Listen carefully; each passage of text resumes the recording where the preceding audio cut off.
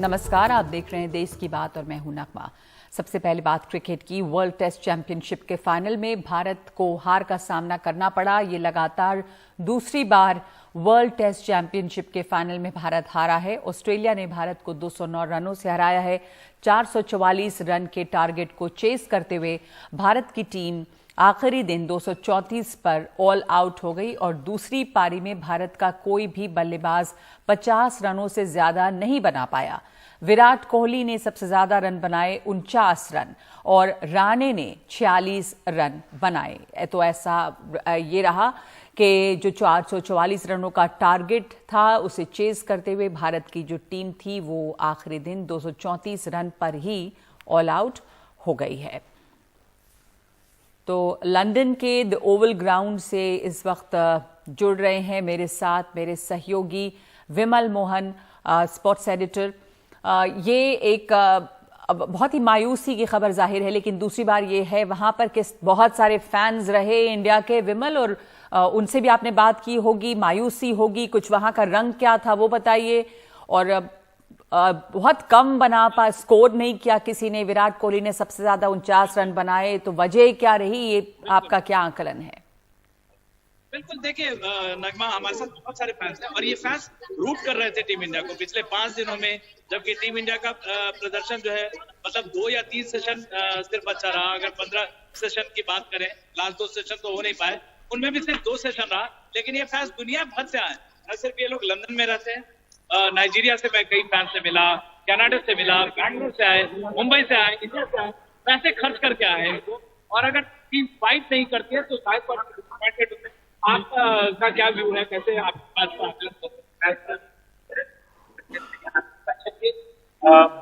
बहुत सारी टीमें नहीं होती है, एक टीम रनर होती है,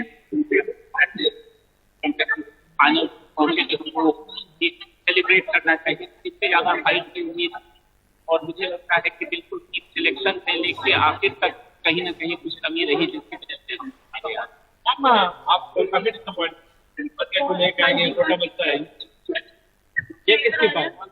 ये विराट कोहली की फैन। विराट कोहली की फैन। आप बताएं, विराट कोहली से लोग एक्सपेक्ट कर रहे थे कि इस मैच को निकाल लेंगे।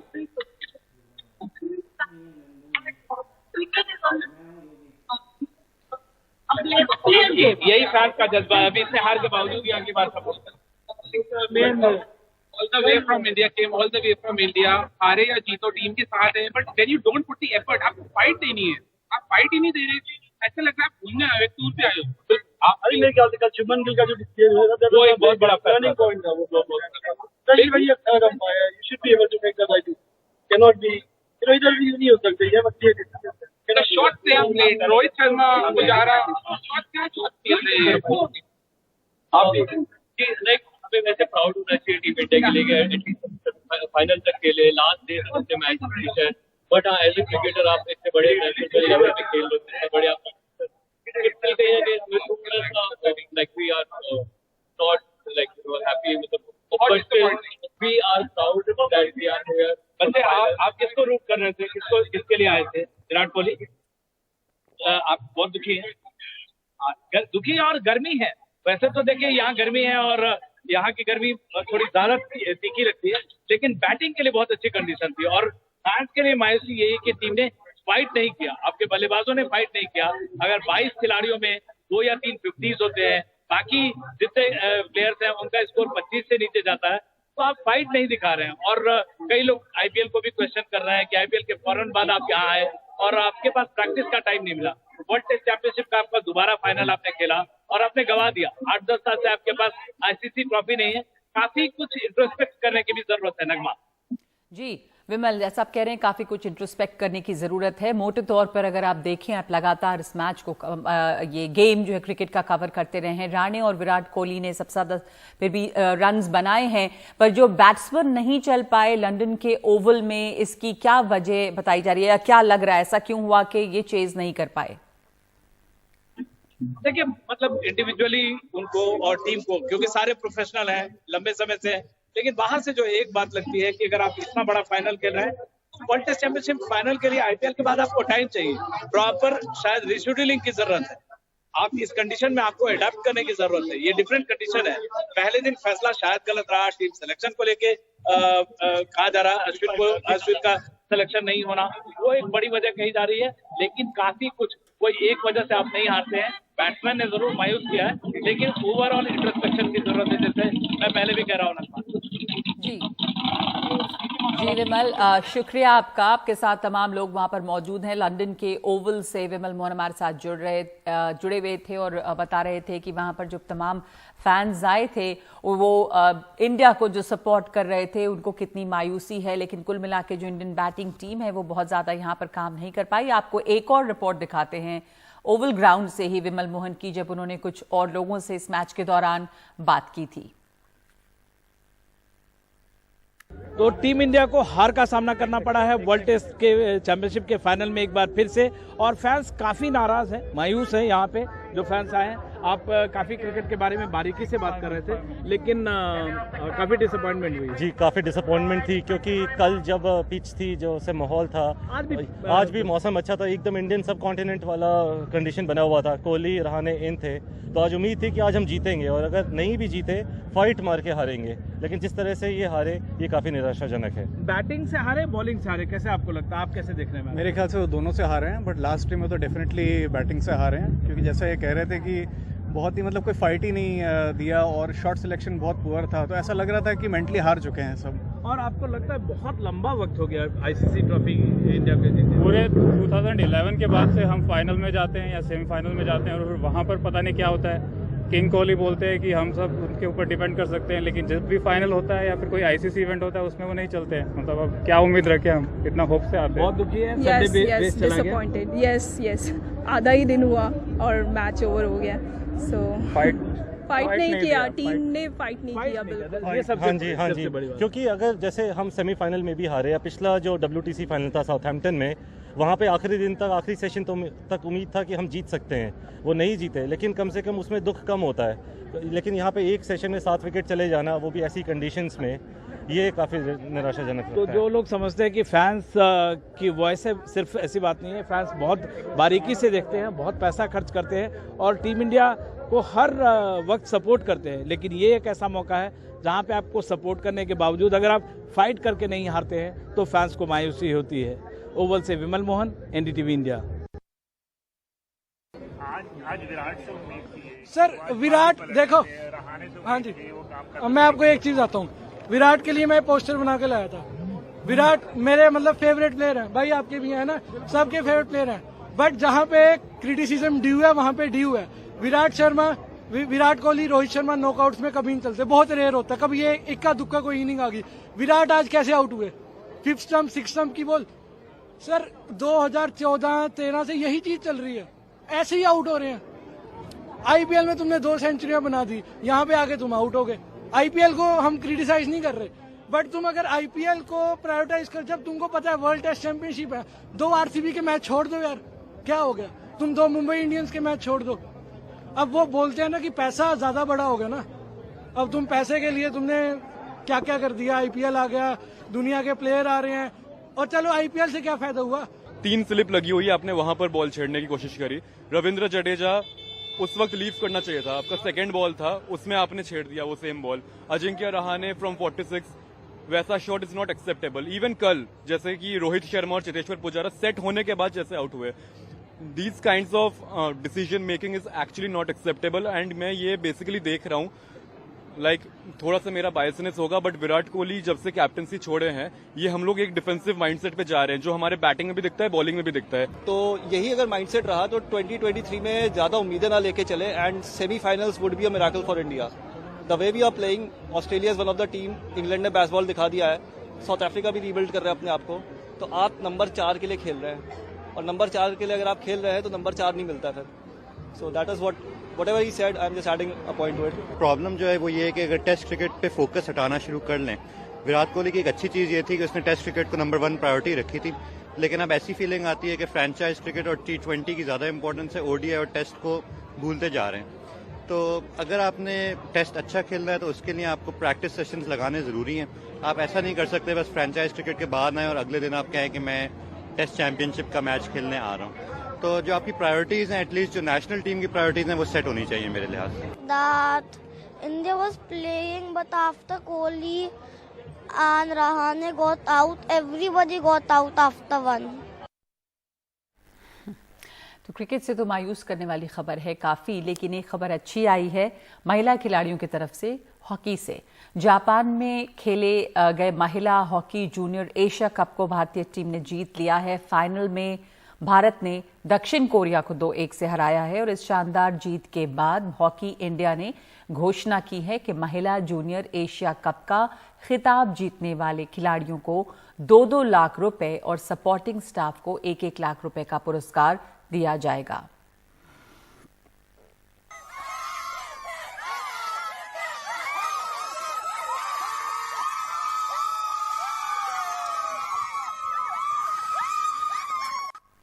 केंद्र सरकार के अध्यादेश के खिलाफ दिल्ली के चीफ मिनिस्टर अरविंद केजरीवाल ने आज रामलीला मैदान में एक बड़ी रैली की है और इस दौरान कहा कि प्रधानमंत्री का पहला वार है। ये अध्यादेश आज दिल्ली के लिए लाया गया है, कल बाकी राज्यों के लिए भी आएगा। साथ ही उन्होंने सरकार पर तानाशाही रवैये का आरोप लगाया और कहा कि केंद्र की तानाशाही के खिलाफ जनता खड़ी हो गई है। साथ ही अरविंद केजरीवाल ने मनीष सिसोदिया और सत्येंद्र जैन की गिरफ्तारी का मुद्दा भी उठाया। उन्होंने कहा कि हमारे पास एक नहीं बल्कि 100 मनीष सिसोदिया और सत्येंद्र जैन हैं। एक को जेल में डालोगे तो दूसरा काम करने आ जाएगा, लेकिन विकास के काम रुकेंगे नहीं।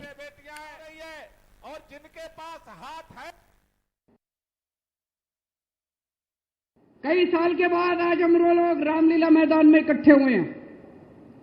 आज से 12 साल पहले 12 साल पहले इसी रामलीला मैदान में इकट्ठे हुए थे हम लोग भ्रष्टाचार के खिलाफ। इस मंच को मैं नमन करता हूं, यह बहुत पवित्र मंच है। आज से 12 साल पहले भ्रष्टाचार के खिलाफ इकट्ठे हुए थे।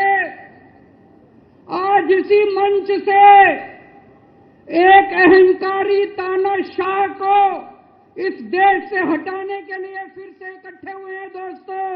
और जैसे उस वक्त भ्रष्टाचार के खिलाफ आंदोलन हमारा सफल हुआ था, आज इसी मंच से जो आंदोलन शुरू हो रहा है, हमारे देश के अंदर जो तानाशाही लाई जा रही है उसे खत्म करने का जो आंदोलन शुरू हो रहा है, जनतंत्र को खत्म करने का जो आंदोलन शुरू हो रहा है, संविधान को बचाने का जो आंदोलन आज शुरू हो रहा है, बहुत जल्दी इस आंदोलन को भी सफलता मिलेगी। मैं प्रधानमंत्री जी को बोलना चाहता हूं, हमारे पास एक मनीष सिसोदिया नहीं है, हमारे पास 100 मनीष सिसोदिया हैं।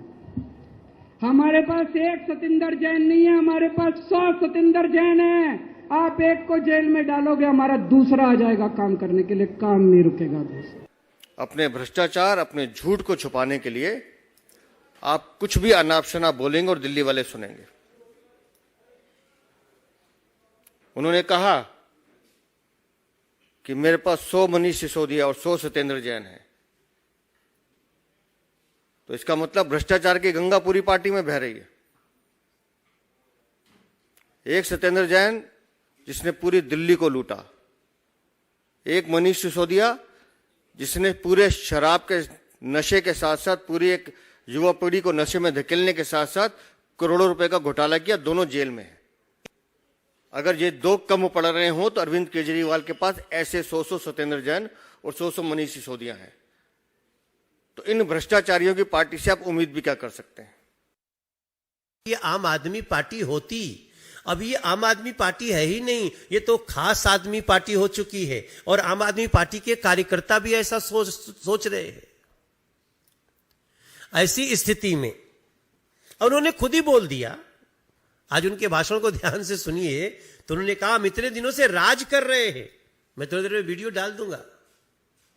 अगर हमसे कहीं प्रेस रिलीज लिखते समय भी अगर गलती से लिख दिया कि राज कर रहे हैं, तो हम तुरंत उसको मिटाते हैं, काटते रहे, कहीं गलती लिखा है। हम राज नहीं कर रहे हैं, हम सेवा दे रहे हैं। भ्रष्टाचार को बचाने के लिए अरविंद केजरीवाल का उसी रामलीला मैदान का दुरुपयोग न तो इसको दिल्ली की जनता माफ करेगी, न ही इस देश को प्यार करने वाले माफ करेंगे, और न तो हम माफ करने वाले हैं। तो अरविंद केजरीवाल ने जो बीजेपी पर हमला बोला है तो बीजेपी ने पलटवार किया है, बल्कि बीजेपी ने एक पोस्टर वॉर भी इस पर छेड़ दिया है। वैसे रामलीला मैदान में जो भीड़ जुटी और आम आदमी पार्टी ने जो यहां पर एक अपनी सभा की है, वहां पे मौजूद थे हमारे सहयोगी शरद शर्मा। देखिए शरद की रिपोर्ट।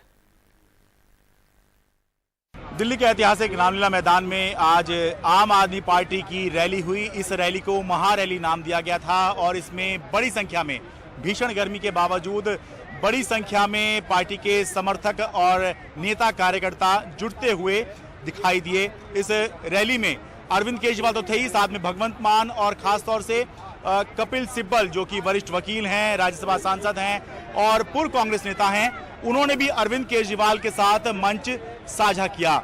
भगवंत मान ने इसमें आरोप लगाया और दावा किया कि अगर 2024 में बीजेपी फिर से जीत गई, प्रधानमंत्री मोदी फिर से प्रधानमंत्री बन गए तो देश के अंदर आगे चुनाव नहीं होंगे, इसकी आशंका उन्होंने जताई, आरोप लगाया। अरविंद केजरीवाल ने आरोप लगाया कि मौजूदा सरकार जो है, प्रधानमंत्री जो हैं वो अहंकारी हो गए हैं, तानाशाही कर रहे हैं और इस तानाशाही के खिलाफ में सभी को इकट्ठे होकर लड़ने की जरूरत है।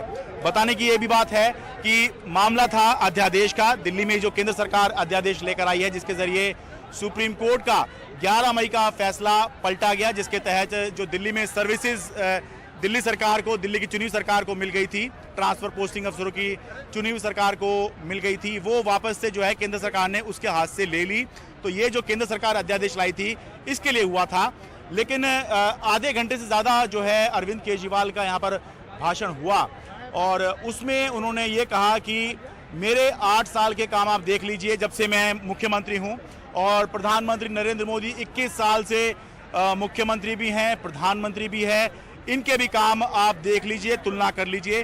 तो जिस तरह का भाषण था, जिस तरह की बातें बोली गई, उससे ये साफ दिखाई दे रहा था कि ये जो अध्यादेश है इसके बहाने आम आदमी पार्टी की कोशिश है कि इस लड़ाई को नरेंद्र मोदी बनाम अरविंद केजरीवाल दिखाया जाए, ताकि 2024 के जो लोकसभा चुनाव आ रहे हैं उसमें विपक्ष का सबसे बड़ा चेहरा या एक बड़ा चेहरा बनकर अरविंद केजरीवाल सामने आए, जिससे कि उनको फायदा होगा। लेकिन ये बात बीजेपी भी समझती है, इसलिए इन दिनों जितनी आक्रामकता आम आदमी पार्टी दिखा रही है उसी आक्रामकता से बीजेपी जवाब देती हुई भी दिखाई दे रही है।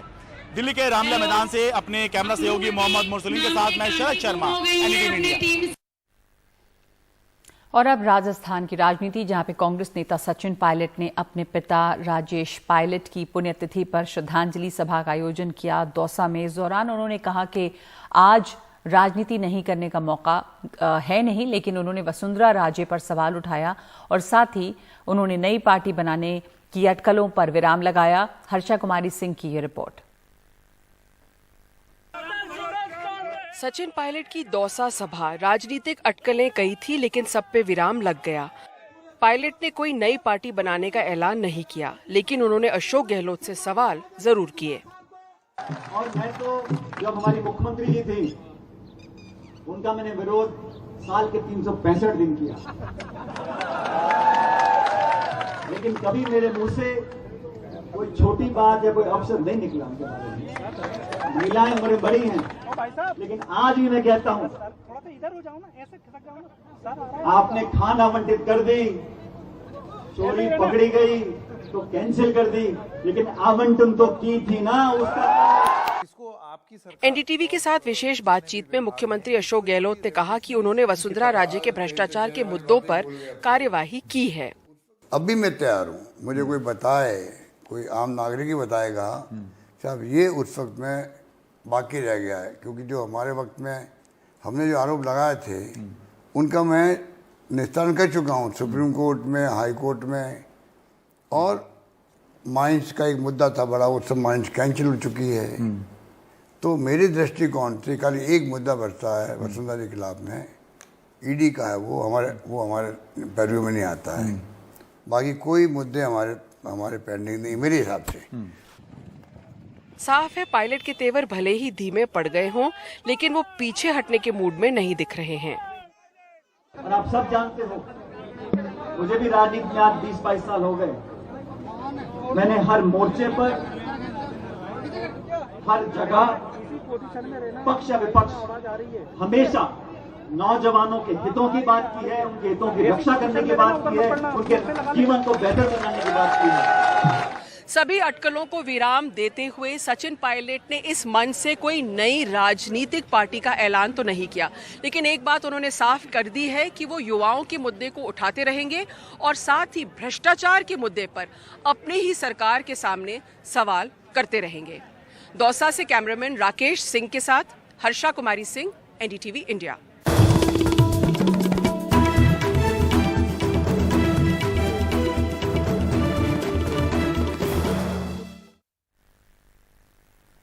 चक्रवाती तूफान बिपरजॉय पूर्व मध्य अरब सागर के ऊपर लगातार उत्तर की तरफ बढ़ रहा है। मौसम विभाग के मुताबिक अगले 6 घंटे में ये तूफान और तेज हो सकता है। 15 जून को इसके सौराष्ट्र और कच्छ तक पहुंचने की संभावना है। इसके चलते 150 किलोमीटर प्रति घंटे की रफ्तार से हवाएं चल सकती हैं। गुजरात में तूफान बिपरजॉय को लेकर अलर्ट जारी किया जा चुका है। मछुआरों को समंदर में न जाने को कहा गया है। गुजरात के कच्छ, द्वारका, पोरबंदर, जामनगर, राजकोट और मोरबी जिलों में भारी बारिश की चेतावनी जारी की गई है। ये तस्वीरें द्वारका की हैं, जहां पर समंदर में ऊंची लहरें उठ रही हैं। हमारे साथ जुड़ रहे हैं सीनियर एडिटर हिमांशु शेखर। हिमांशु, जानकारी क्या है चक्रवाती तूफान की लैंडफॉल और जो उसका जो क्षेत्र है जहां पर उसका असर होगा उसके बारे में? देखिए, अभी जो साइक्लोन बिपरजॉय है वो मध्य पूर्व अरब सागर में है, करीब 540 किलोमीटर मुंबई के पश्चिम में और पोरबंदर से करीब 420 किलोमीटर अभी दूर है। मौसम विभाग ने कहा है कि 15 जून के आसपास सौराष्ट्र और कच्छ के जो तटीय इलाके हैं उसके करीब से ये पाकिस्तान में कराची और गुजरात के मांडवी तट के बीच से गुजरेगा 15 जून को, जिस दौरान हवाओं की रफ्तार जो है वो बढ़कर 125 से 135 किलोमीटर प्रति घंटे तक रह सकती है और बीच बीच में हवाएं 150 किलोमीटर तक भी जा सकती हैं। और इस पूरे ट्रेजेक्ट्री को देखते हुए जो फोरकास्ट ट्रैक जारी किया गया है उसमें ये कहा गया है कि अभी मध्य पूर्व अरब सागर में जो चक्रवात है उसका जो सेंट्रल कोर जोन है वहां समुद्री हवाओं की जो रफ्तार है वो 165 से 175 किलोमीटर प्रति घंटे की है, जो बीच बीच में बढ़कर 195 किलोमीटर प्रति घंटे तक बढ़ जा रही है। लेकिन राहत की बात यह है कि समुद्र के बीच में है, मध्य पूर्व अरब सागर में है और इसकी रफ्तार कुछ कम होगी जब ये कराची और मांडवी तट के बीच से गुजरेगा। और इस खतरे को देखते हुए साइक्लोन अलर्ट जारी किया गया है और इसमें 7 जिले हैं जहां पर भारी बारिश का पूर्वानुमान है। इसमें द्वारका, पोरबंदर, जामनगर, राजकोट, जूनागढ़, मोरबी और कच्छ के इलाके हैं, विशेषकर तटीय इलाके हैं। और इसमें यह कहा गया है कि धीरे धीरे जो समुद्री हवाओं की रफ्तार है गुजरात के तटीय इलाकों में वो भी अब से बढ़नी शुरू होगी। अभी 40 से 50 किलोमीटर प्रति घंटे की रफ्तार से समुद्री हवाएं चल सकती हैं, ये चेतावनी मौसम विभाग ने दी है। लेकिन धीरे धीरे 12 जून से 13 जून से 14 जून से जो समुद्री हवाओं की रफ्तार है उसको वो काफी बढ़ सकती है जब ये साइक्लोन जो है वो मांडवी में गुजरात तट के बिल्कुल करीब से कराची और मांडवी के बीच जो समुद्र है अरब सागर उसके बीच से गुजरेगा। उस दौरान समुद्री हवाओं की रफ्तार 100 किलोमीटर प्रति घंटे या उससे ज्यादा भी हो सकती है। और इसको देखते हुए जो जिला प्रशासन है एनडीआरएफ की भी तैनाती वहां पर की गई है और बहुत विस्तार से एक चेतावनी जारी की गई है जिसमें स्टॉर्म सर्ज की वार्निंग है, हेवी रेनफॉल की वार्निंग है और कई तरह के नुकसान कहां कहां पे हो सकते हैं, किस तरह के घरों को हो सकते हैं, इसको लेकर भी चेतावनी जारी की है मौसम विभाग ने। जी, धन्यवाद आपका हिमांशु जानकारी के लिए।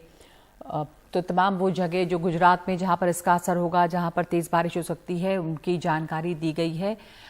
गुजरात में तूफान बिपरजॉय का असर देखा जाएगा 14-15 जून के आसपास।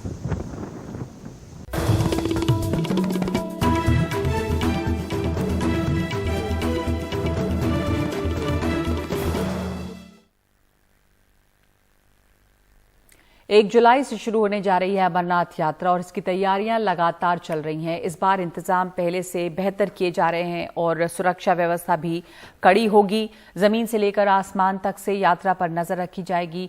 राजीव रंजन की ये रिपोर्ट।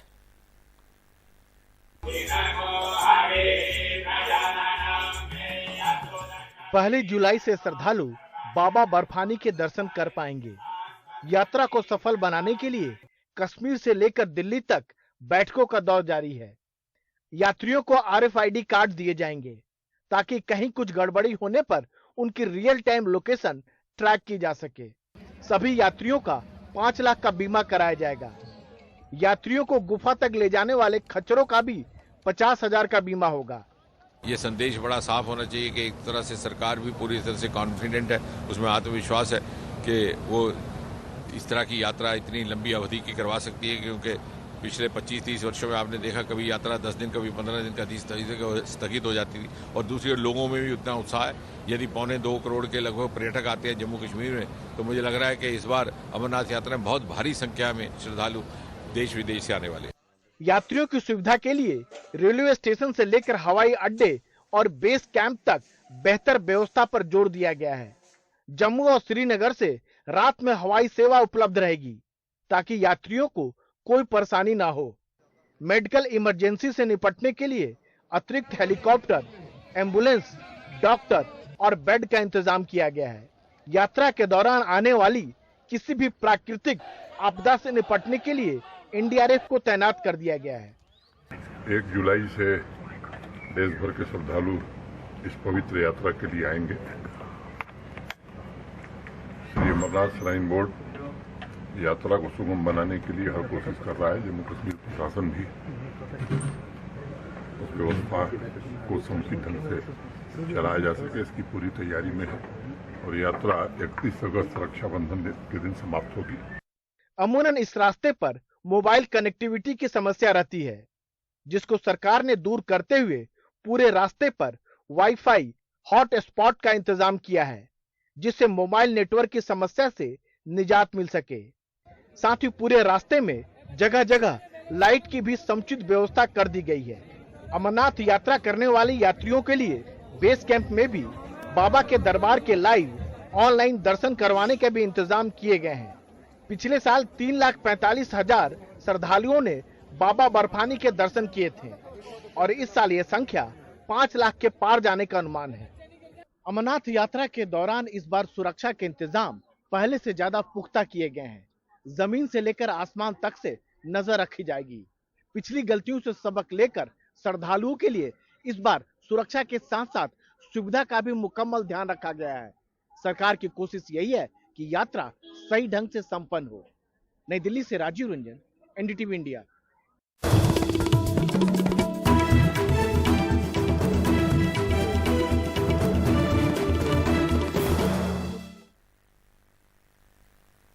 और गुजरात के बोटाद से कुछ तस्वीरें आई हैं, एक सामने वीडियोस आए हैं जो बहुत परेशान करने वाले हैं। सारंगपुर मंदिर के पास वहां पर सड़क किनारे खड़ी कई गाड़ियों में अचानक आग लग गई है। जैसा कि आप इन तस्वीरों में देख रहे हैं कि एक नहीं कई गाड़ियां अचानक आग लगी और आग से वहां खड़ी गाड़ियां जो हैं वो जलकर खाक हो गई हैं।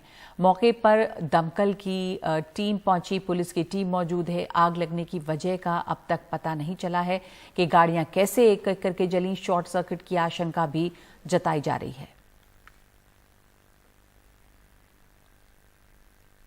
तो ये हैरान करने वाली तस्वीरें जो है वो गुजरात से सामने आई हैं, जहां पर एक नहीं कई गाड़ियों में आग लगी है। देश की बात में अभी के लिए इतना ही। नमस्कार।